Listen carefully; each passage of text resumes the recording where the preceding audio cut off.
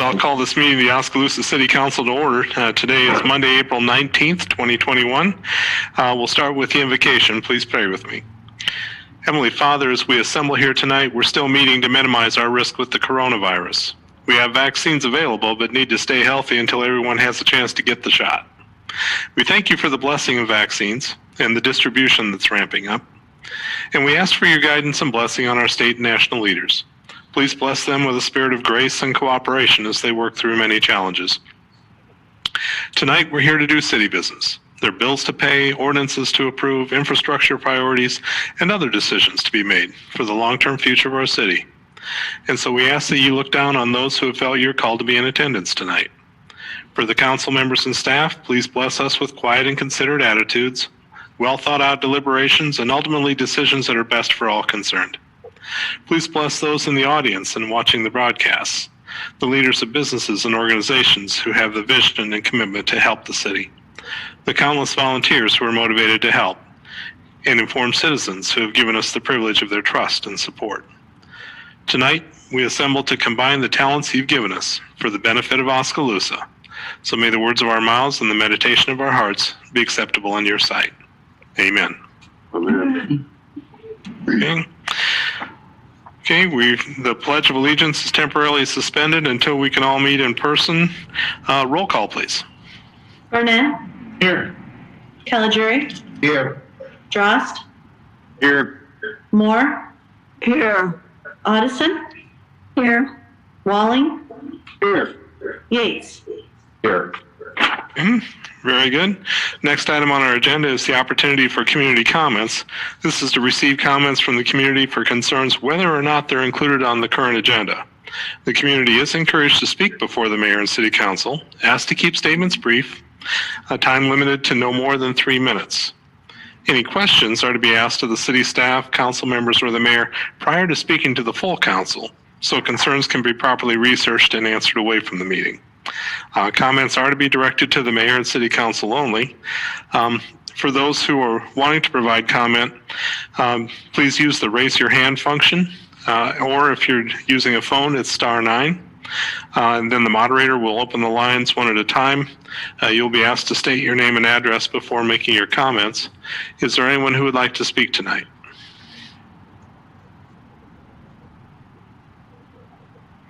Mayor, I'm not seeing anyone. Okay, seeing none then, we'll move on.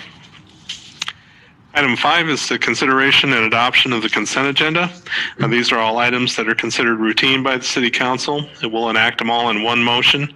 If there is some discussion required, that item could be removed and discussed separately and approved by a separate motion of the Council. Do we have a motion of support for this consent agenda? Move. Second. Okay. Any discussion? Seeing none? I guess I do have a question, Mayor. On item F, considering the lateral transfer procedures, my question is the estimated cost of $93.74 when we hire, I'm guessing, a new officer, non-certified. Does that include the salary that person gets for those 30 weeks referenced? Or is that just the cost to train them or to send them to school?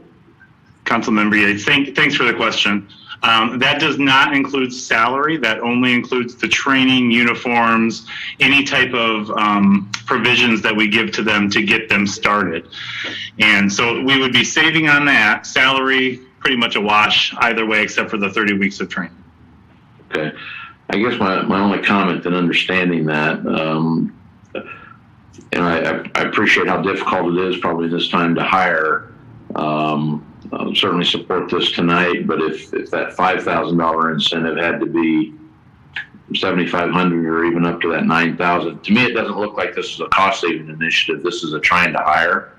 So if our cost saving comes out of wash to get good officers, if we've got to look at this in the future, I just want to comment. I'd support that if this incentive needed to be higher, from at least what I understand in the resolution. Those are my comments. I appreciate that, and I'm happy to expand on it if you'd like. No, I just, again, you do what you need to do, but if there needs to be more, I'm saying I'd be willing to entertain more in the future if we need to hire officers. Okay, I appreciate that. Thank you. Any other comments or questions regarding the consent agenda? Okay, roll call, please. Yates, Yes. Burnett, Yes. Caligiuri, Yes. Drost, Yes. Moore, Yes. Addison, Yes. Walling, Yes. Okay, that passes. Moving into our regular agenda, first item up is the first quarter report from the Mahaska Chamber Development Group. I see Deanne here. The floor is yours. All right, yes. So the quarter report, hopefully you have the document in the packet there. So I'll just highlight a few of the larger projects that we've been working on the last couple months here. As far as organization goes for the chamber, 7 ribbon cuttings this first quarter and collecting scholarships. And so that will be coming up here in May when we'll present those to the high school students, but we do have 31 high school seniors that applied, and there's a committee that reviews those applications here this Thursday, actually, with $21,250 to give away in the scholarships. We also did a spring membership drive for the chamber, which went over really well. We actually had 18 new businesses apply during the month of March. We did a little March Madness bracket, which brought in a little under $3,000 in membership dues revenue. So we had a good fall drive as well in the fall of 2020. So I was really pleased with 18 new members here during the month of March. We did I helped Eddyville apply for a grant for a pocket park that they're going to be doing.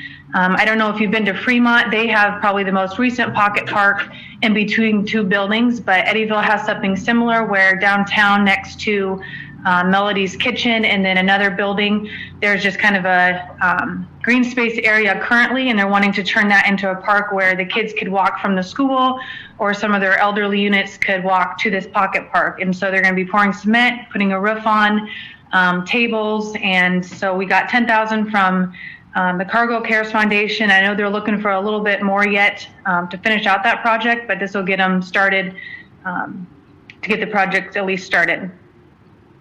We continue to raise funds for Painting with Lights. We will be coming up here on our 5-year pledges with our businesses. And so just raising funds again, so hopefully we can continue that project and have the lights downtown for an additional 5 years. So committee continues to meet on fundraising projects, Christmas in July and the summer.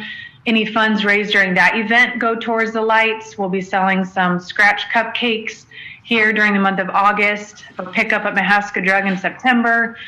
They'll be doing the raffle again this year. And so several projects that we put on that all those funds go to support the lights.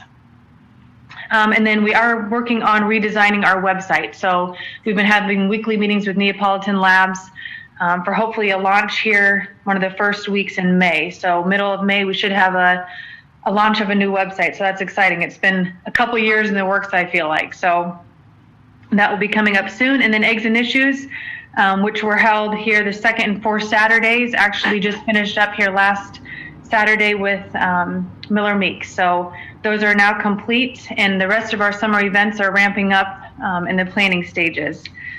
A few of the Main Street projects going on. Sweet Corn Serenade will be coming up. We did apply for the MCCF grant for some funds there. Our corn cooker was getting a little bit unreliable, and so we're excited to have a new corn cooker this year that we can count on for many years to come. Open for Business grant. That application went out. Salvage Designs is our business that we applied for this grant, and so we will find out if she made it through the first round, and then there's a next round as well if she gets selected. So that should be finding out here by the end of April. And then just partnering with some projects on other events. There's a Iowa State Extension, Great Iowa Road Trip coming up here at the end of the month, working with the retailers downtown for Women's Night Out, which is actually this week, Thursday, and just helping promote some of those events. And so those are a few of the items with Chamber and Main Street. As far as our 4 focus areas, I'll go through some of the larger projects here that we've been working on. So business development, of course, a certified site is an ongoing effort. We've been having a lot of weekly meetings with the landowners. We've had a lot of verbal agreements, and now we're working on getting those option agreements signed. Hopefully by the end of this month, no later than probably the end of May. And so then we hope to apply through IEDA in July with that application. So again, we're hoping for a 500+ acre certified site to be a super park with IEDA, and that is effort with City of Oskaloosa, County, and Chamber all working on that project. And there's also weekly meetings held with McClure Engineering on that project. Digital assistance grant, we still have some money there if you know of small businesses who are looking for a stronger online presence, whether that be a website, social media help. We have 4 completed, a little over $8,000 in free assistance that they've received, and we have at least 11 more on the list that are going to be getting help. And again, that grant goes through June of 2022. We also applied for I Helped Fremont with an application through the MCCF Foundation for a derelict building that they have on their main street. There's a building that was falling down, has asbestos, and so $20,000 was received from the MCCF. We also did get notification last week that the DNR grant was also approved. So those 2 grants kind of had to go hand in hand in order for the project to work, and so both were approved, and so that project will move forward this summer and fall. So that's exciting. That's another one that's been in the works for a couple of years. Last year, we received MCCF, but we did not receive the DNR grant. And so this year, with both of them received, we can move forward with it. And then USDA revolving loan fund, we still have quite a bit of funds there, with actually the pool of money growing. So any businesses looking for a loan, there's probably over $300,000 currently. We did just approve at the supervisors meeting this morning to pay off the remaining USDA loan that we had. So that loan fund got started back in 1997 with $200,000, and about $58,000 was remaining. And so we're going to pay off that loan. It will still remain the same in that account to be used for the same purposes for any of our companies within Mahaska County. But we will have the loan paid off here within the next couple months. As far as tourism goes, we did get the Explore Mahaska Guide distributed to all the hotels, motels, businesses throughout the community. And so that publication is out there. We also helped with the hotel motel tax, which took place in March, did some promotion for that and supported the vote through our boards and committees. And then we actually have some bloggers coming to town here within the next couple weeks. Our first one actually comes this weekend that'll hopefully blog about the community. And then we can share those blog posts for hopefully increased traffic to the area. Housing, one of the main projects is a senior housing study. 3 RFPs came back for that senior housing study, and we reviewed those a couple weeks ago with a meeting here next Monday to hopefully select one of the final 3 and move forward with the senior housing study. And then workforce, we're talking about career fairs and job fairs, as we know that's something that our industries are definitely wanting to ramp up here with. Workforce continues to be a challenge in the area. So we did have a industry roundtable here beginning of April, and that's one of the things we heard, that a lot of the companies still have a lot of open positions. And so I need to ramp up some job fairs and career fairs for them to fill those positions. So those are just a few of the items. Again, you can look at the full report for specific things, but if you have any questions on any of those projects, I'd be happy to answer them. And again, the board, we had our board meeting today, very supportive of and thankful for the council's approval of the finances this coming fiscal year again. Appreciate your support. Thanks, Dan. Has there been any announcements made or decisions made as to how Sweet Corn Serenade will be done this year? And given that we have still some challenges out there, but things are certainly loosening up a lot from where they were last year. Yep, as far as I know, Dave, we're going to increase some of the hand washing stations that we always get from JC's John's anyways, but we're not planning to do the drive-through out like last year. We're planning to do, I guess, the normal way, what you've seen the last, the 30 years prior to last year. That's hopefully how we're going to move forward. Farm Bureau hopes to have some of their things again, but, not have things like face painting where you're going to be, face to face close to someone. eliminating some of those things, but still having some of the activities there. That's the hope anyways. Yep, understand. Very good. Any other questions from council? I see on the first page of your, let's see, in the part where it says design, just above the business and tourism section there, in the yellow, are we buying a Christmas tree? Yes, so downtown Christmas tree, that's part of our Painting with Lights committee. So the one Christmas tree, sat at the library this past year. That one used to be downtown, went to the Herald, went back to the library. I think it does have some issues once in a while, but the city guys always seem to get it going. And we're hoping to get one.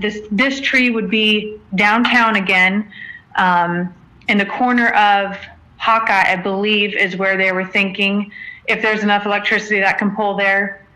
And be kind of timed to music. So those logistics are still in the works, but yes, Christmas tree, and actually Vicki Collette, who's on our committee, is actually working on some increased events during the holiday season downtown that would be around the Christmas, timed with the Christmas tree as well. Okay. Very impressive. This is going to be a lot of fun to watch this year. So well done, Deanne. Okay, we'll move on. Next item on the agenda is to consider a resolution levying a special assessment for nuisance abatement at 204 6th Avenue East. This is in accordance with Oskaloosa Municipal Code 8.08.080. There is a public hearing involved with this. And so it's a assessment for abatement as outlined, and we have the attachments here in the packet. Certified notices were sent to the property owner and a notice published in the Oskaloosa Herald. If approved, the property owner has 30 days from the time of filing with the Mahaska County Treasurer to pay for the abatement in the city clerk's office. After 30 days, it's assessed to their property taxes, and the payment is scheduled at a 9% interest rate. So timeline of events: on August 26th of 2020, code enforcement staff visited the property and made note of debris and dilapidated structure. On August 31st, they revisited the property with no changes being made, and so they sent out certified letters to both deed and contract owners. On October 19th, code enforcement staff got receipts of delivery from both of the deed and contract holder. December 3rd, staff revisited the property, noting not only had the debris gotten worse, but there was garbage being deposited on the south side of the property, scheduled for abatement, and then on December 8th, the abatement took place. So I'll open the public hearing. Is there anyone who would like to speak to this resolution levying the special assessment?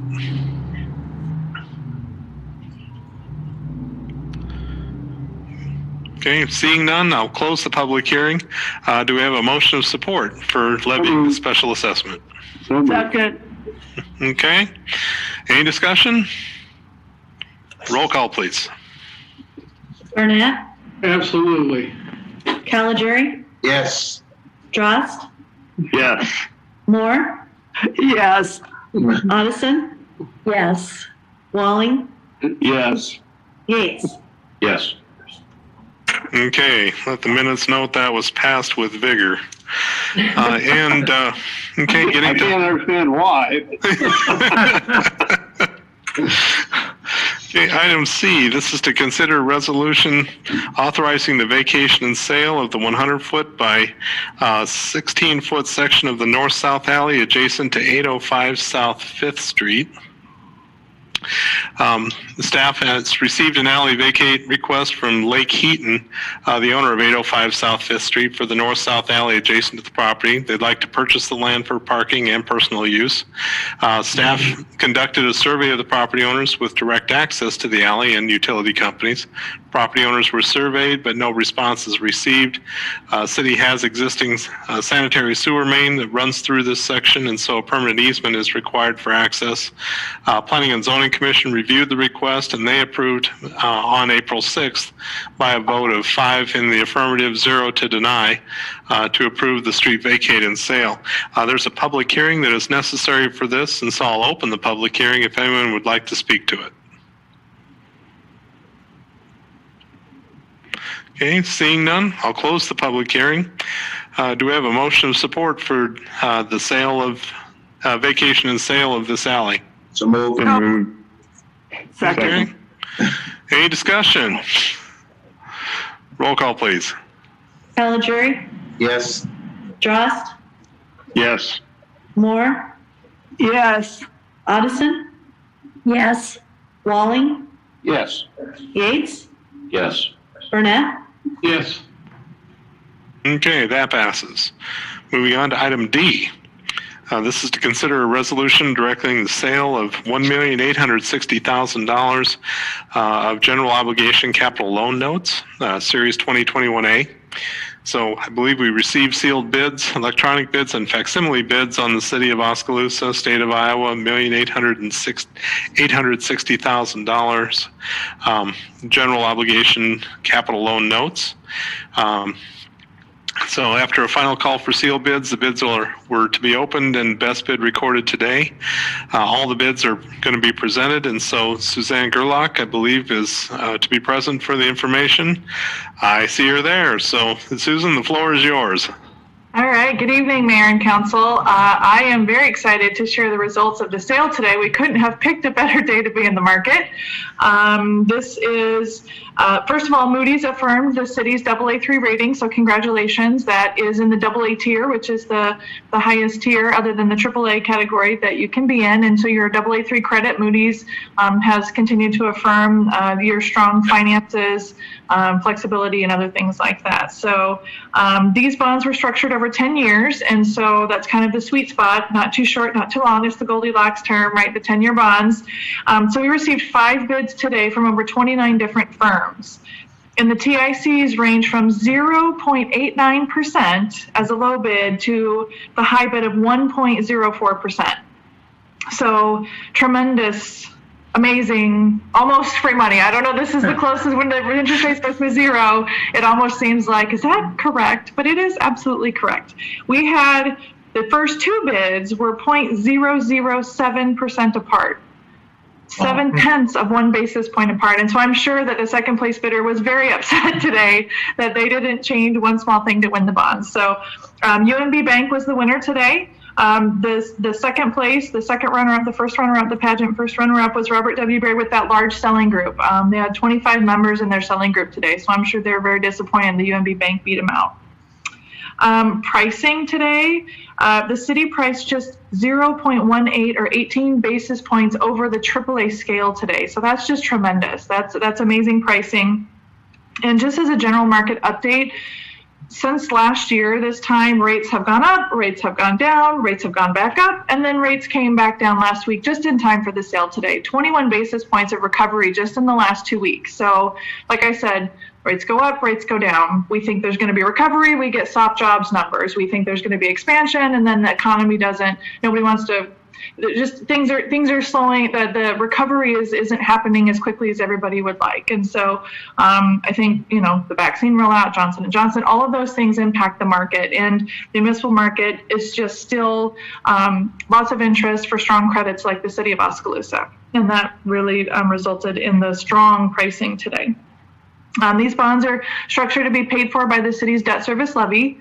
And the next time that we have anything planned, I think we're planning to come back maybe in 2023 for another street project once your 2016 bonds mature. So I think this is kind of our last big GO for the next couple years. We'll be back to talk about sewer, I'm sure, more than once over the next couple years. But I'm happy to answer any questions, but I just want to say congratulations on a very, very successful sale today.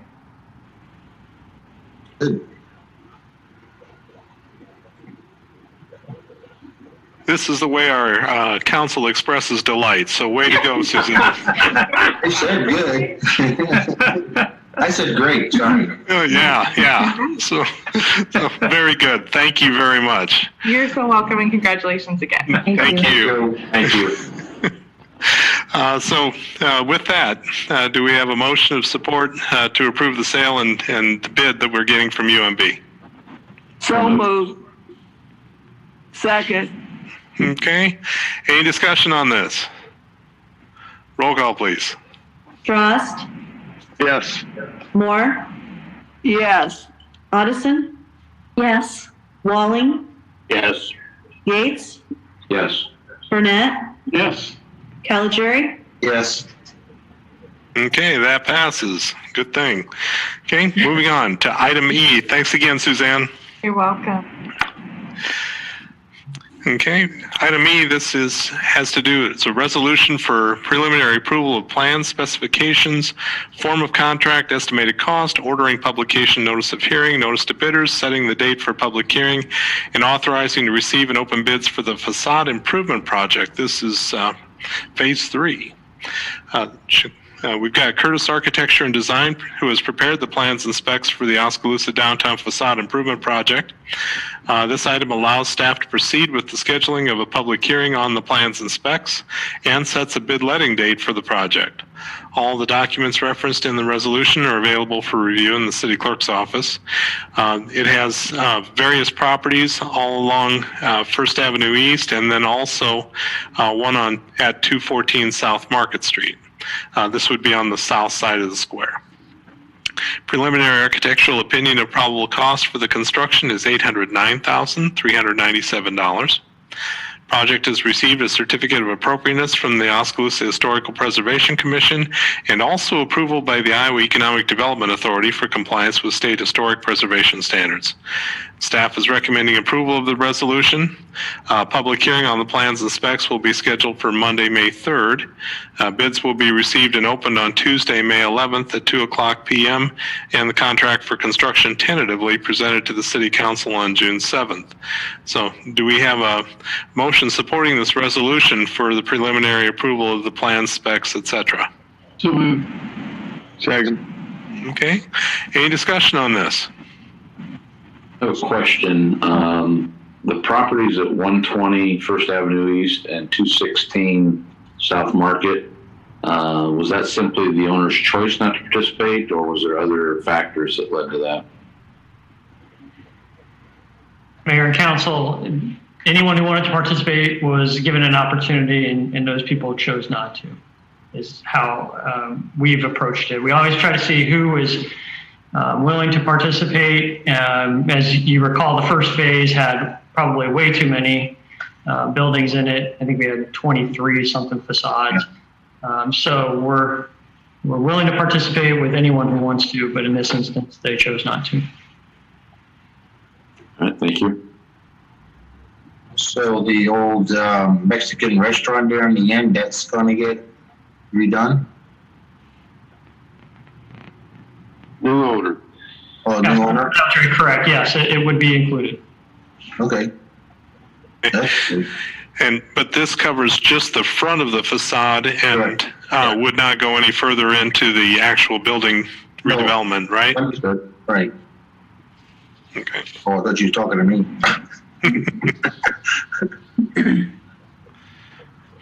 Okay. Good. Any other questions? Roll call, please. Moore, Yes. Addison, yes. Walling, Yes. Yates, Yes.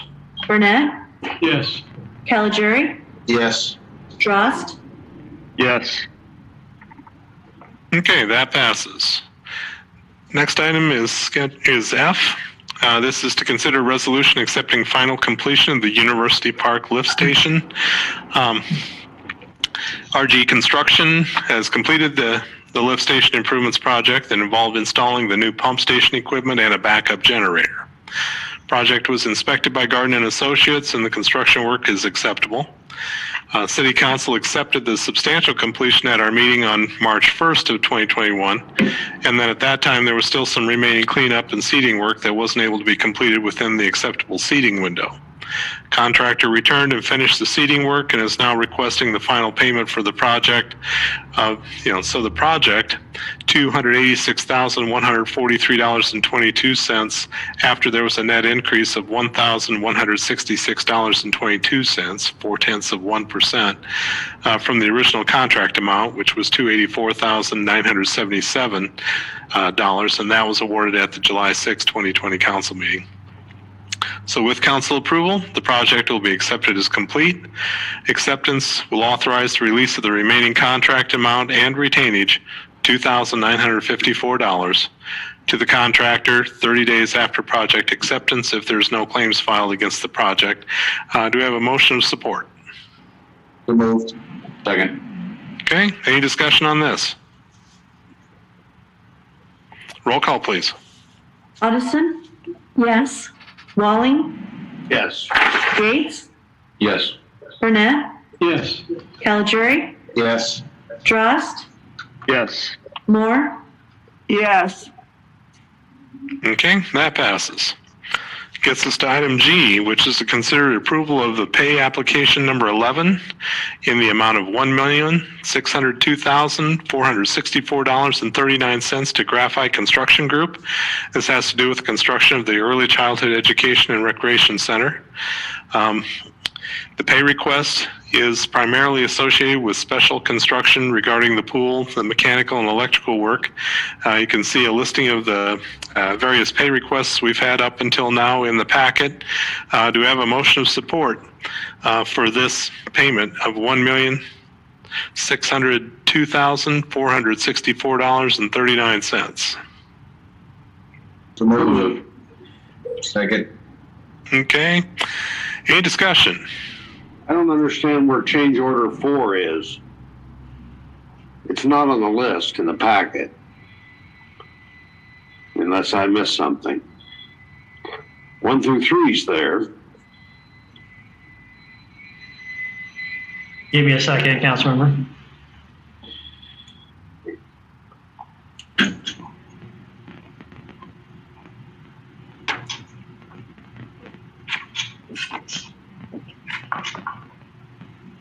Where are you seeing 4? I'm sorry. On the title. The title G, Mike, on our agenda is all. Yes, so 4 hasn't, we've only received 3. Technically 4 will come at the next pay app. Sorry about that. We were. Okay, just one. Thank you. So does this act, okay, even though change order 4 is not in the packet, does this vote then provide approval for that? No. So Okay. this is the approval of just pay application 11 in that amount. The official documentation will come with our, so we've received it. It's in the works as far as pay change order 4, but it'll show up at next month's pay application item. So this just does pay application 11. Okay. Any other comments or questions? Roll call, please. Walling? Yes. Yates? Yes. Burnett? Yes. Caligiuri? Yes. Drost? Yes. Moore? Yes. Addison? Yes. Okay, that passes. Last item on the regular agenda is item H. This has to do with the code enforcement quarterly report. Let's see. Okay, police chief, are you delivering fire chief, are you delivering it, or do we have Dustin here? Mayor and Council, I've asked Chief Swanson to give the presentation for this quarter. Okay, thank you. The floor is yours, Chief. Thank you very much, Mayor. If you scroll through the report, it is covering from January 1st to the end of March. Again, restating the goal of the program to encourage the private property owners in their pride in their property to make sure that we have a reduced, to eliminate nuisance conditions negatively affect community appeals. That's really what we're after here with this. Total of 83 cases in the fourth quarter. Again, 24 still open at the end of the quarter. Right now, we only have 12 cases remaining open. Many of those were dilapidated structures. Going through with on page 4, we have the variety of the dilapidated structures, a few brush piles or trees, hard surface parking. A lot of that, frankly, was people over the winter trying to avoid the snow emergencies and such as that. Grass and snow were by far the largest pieces that we did have for this last quarter due to, of course, a pretty hefty snowfall for the winter. Looking through here, as it shows on page 5, 3/4 of the violations were resolved without city attorney or any code enforcement issues taking place, which was very good. So people were taking care of business once they were notified about it. So we're very, very happy about that. We did have on page 6, 3 junk or garbage abatements were done at the listed addresses. And one of them, we actually had to do a second abatement, and that was one that was approved earlier this evening on the 204 6th Avenue East. So for the second quarter, we continue to focus on the city right-of-way and storage items on the property, the main corridors, of course, and dilapidated structures. Do you all have any questions? Chief, I don't have a question, but I have a comment. This is Steve Burnett. So I'm going to help you focus on a right-of-way issue at the corner of Highway 92 and 9th Street that I drive by every day. Back on the, let me give you the exact date here. On the 7th of this month, I sent it out to Dustin Hook, and that chair's been sitting there. I'll look at it. I keep thinking somebody from the city will notice it. I'm sure the street's been cleaned several times over that period of time, but it sat there for over a month. So on the 7th, I made him aware of it. Here we are on the 19th, and I could still go sit in that chair in the right-of-way if I wanted to. But I'm just trying to figure out how long it takes to get a chair out of the right-of-way. Well, we were made aware of that, and we have been following up on it. The property owner has been notified of it. Actually, I was talking with Dustin earlier today about 3 situations within about a 2-block span of that area. And trash day, we believe, is tomorrow, so we're working tomorrow evening or tomorrow afternoon, and then we're going to start the actual abatement process after that. So it should be, if it hasn't been removed by the trash garbage company tomorrow, we will be taking action on it immediately thereafter. So, as a citizen in the community, when they say, "Hey, I see a chair in the right of way," what's a reasonable time frame they should expect to see that chair disappear from the time you notify us, from the time you're notified until the time, let's say worst case scenario, the resident doesn't do anything about it. So, what time frame is that?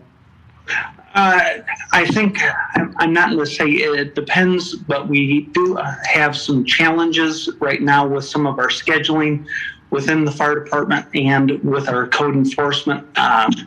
We're working through some of that with backfilling it, but I would like to think within a week to 2 weeks would be reasonable. We do have to notify the property owner. We do have to give them the proper amount of time to do something about it.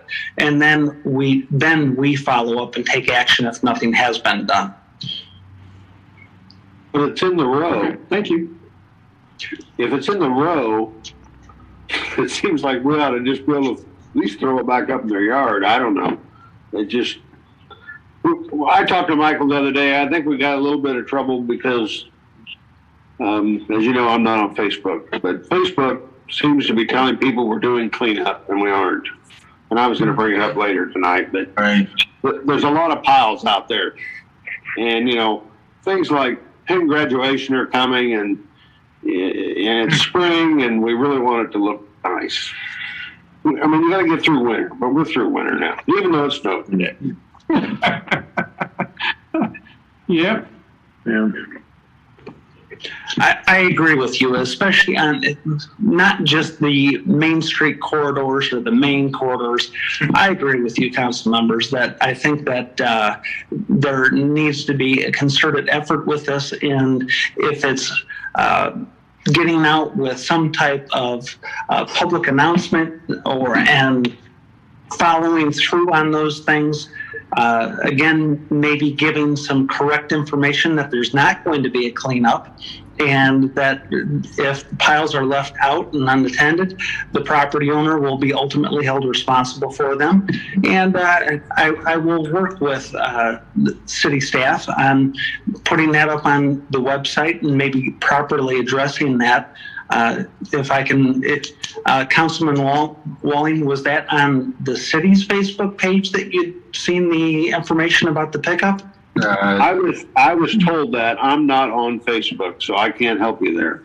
I was approached, it was on Facebook. Somebody posted city cleanup that was dated last year or year before last or something. 3 years. Yeah, I forgot. Yeah, a long time ago. My wife even asked me about it as this, well, let the person know that's an old, what do you call it, advertisement as is, no, there is no city cleanup. And I think the other thing, University Park is actually doing it.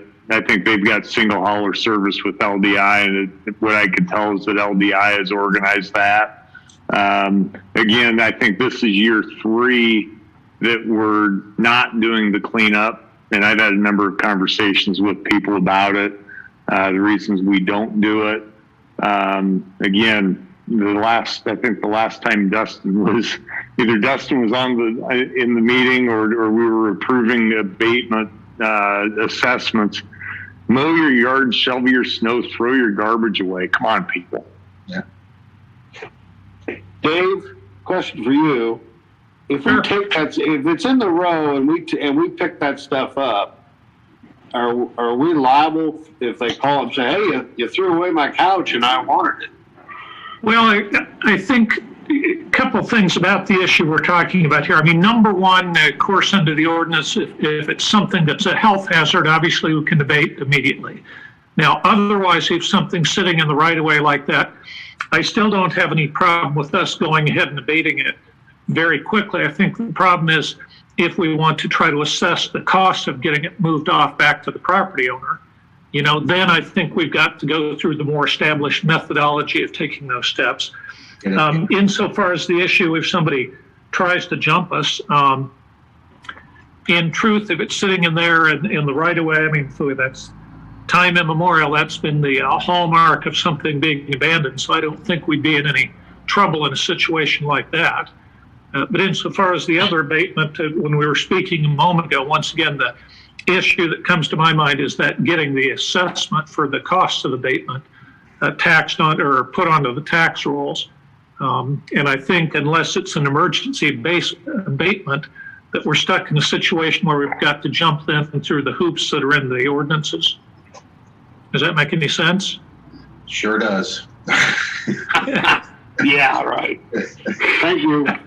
Councilman Walling, I think it's obviously a fine line of the city performing the cleanup in an informal basis, right? So council has said that we don't want the Public Works Department to organize spring or fall cleanup, but people are still putting stuff out. So if we can get 75 or 80 or 85% compliance with just contact by our staff to the owner or to the occupant, that's going to be our first method of dealing with the situation first. So that's voluntary compliance is always the way that we'd like to go and avoid having the city crew show up with a truck. And if someone across the way sees that, then they say, well, I can throw my stuff out. And the city will come by and pick it up. So I think we just have to be very careful about that. And that's why we've tried to take the more formal approach. This set of items has been out there for more than a month. It has been. And so I don't know if it's just a matter of we didn't get it logged into the system or not. As the chief mentioned, we are down one person to do this, but again, it should be a relatively quick turnaround once we've become aware of it.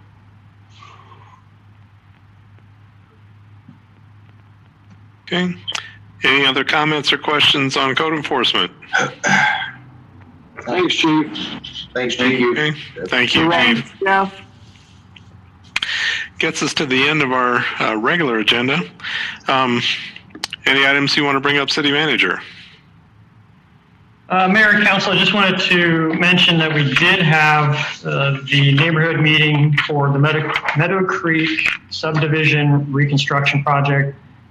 That project is to tear out and replace all the roads and curb gutter in that area with fresh concrete And I think the big part of it was letting people understand or know that the staging in which this project will occur, it begins as soon as this month. If it doesn't snow, I guess it could stop, and if it's snowing, you can demolish in the snow.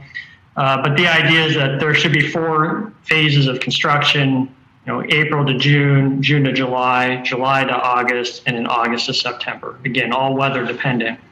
But that information was shared with the residents. We received some pretty good feedback. We'll continue to, as staff, provide door hangers to the residents as work progresses. So as we get, start phase 1, door hangers will go out. As we get ready to do phase 2, door hangers will go out so that the residents are aware of what's happening. And they were, obviously given an opportunity to ask us questions and share any concerns they had, and they did that. But I think generally speaking, I think they're ready for the project, and so are we. That's all I had. Okay, thanks, Mike. City Clerk, anything? No, sir, thank you. Okay. City Attorney, anything? Nothing, thank you, sir. Okay.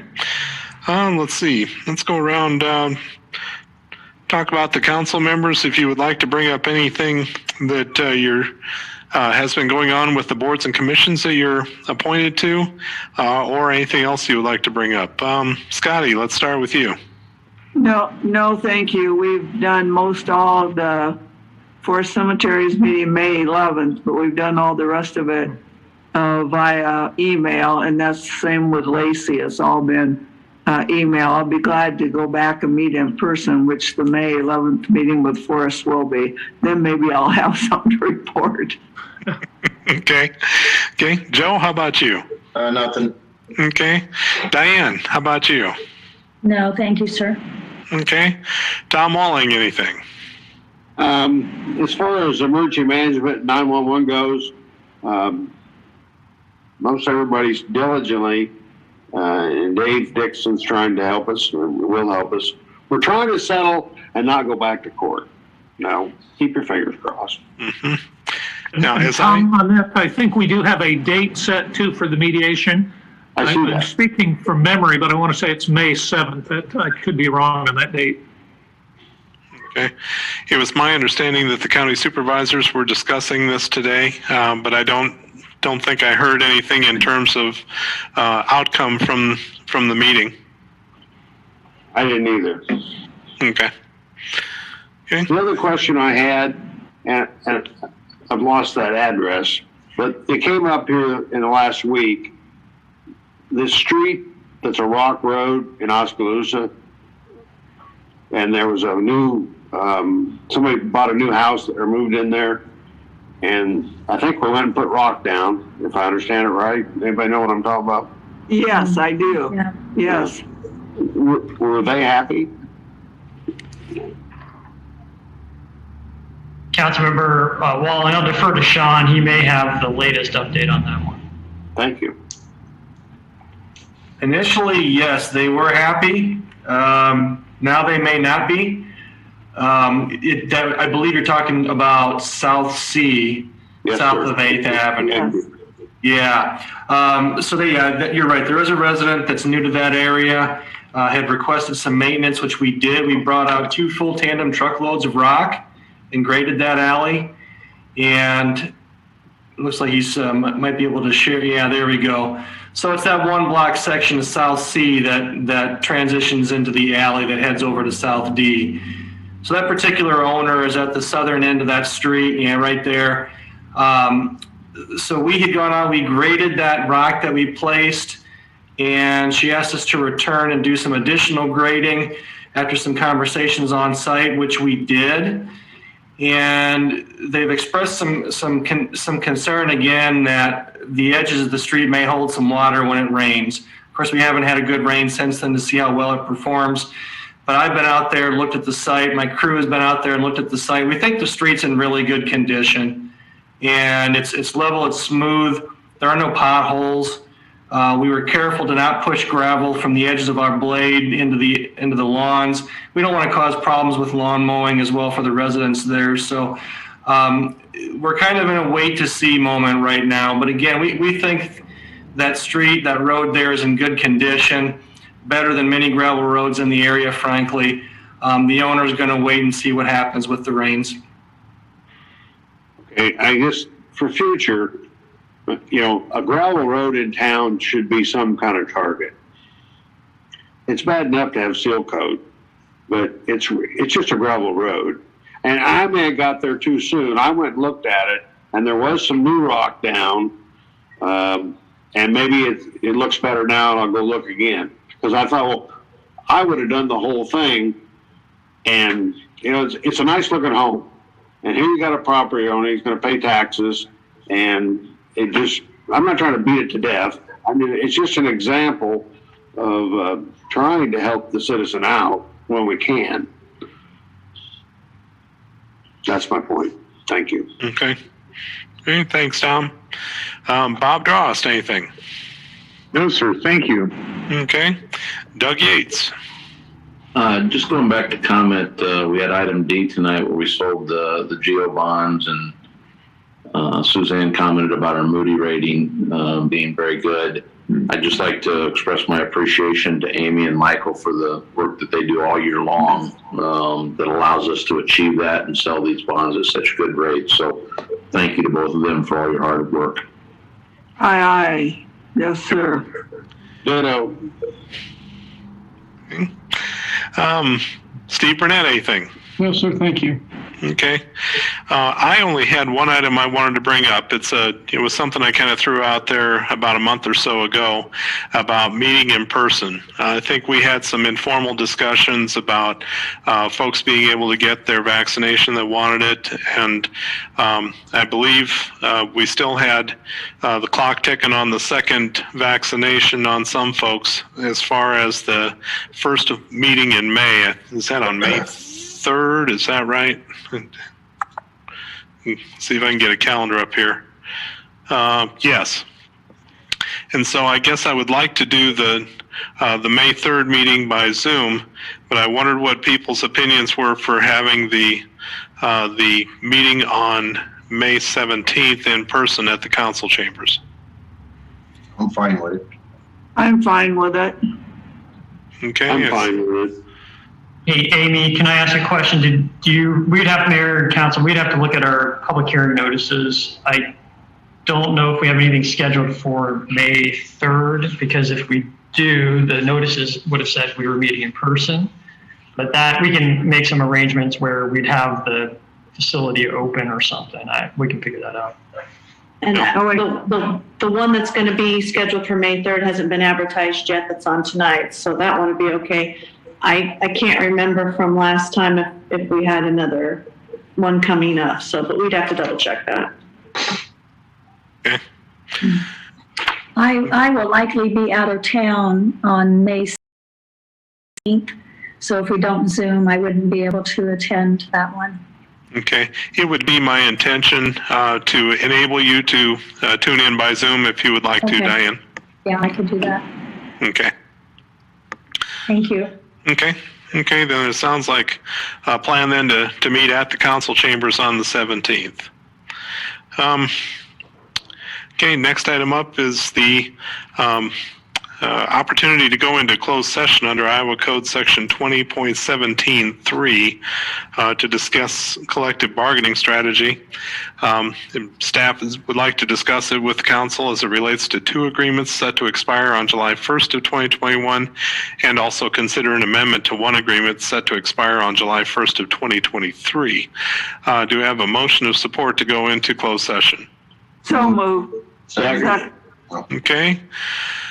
Roll call, please. Yates, Yes. Burnett, Yes. Caligari, Yes. Drost, Yes.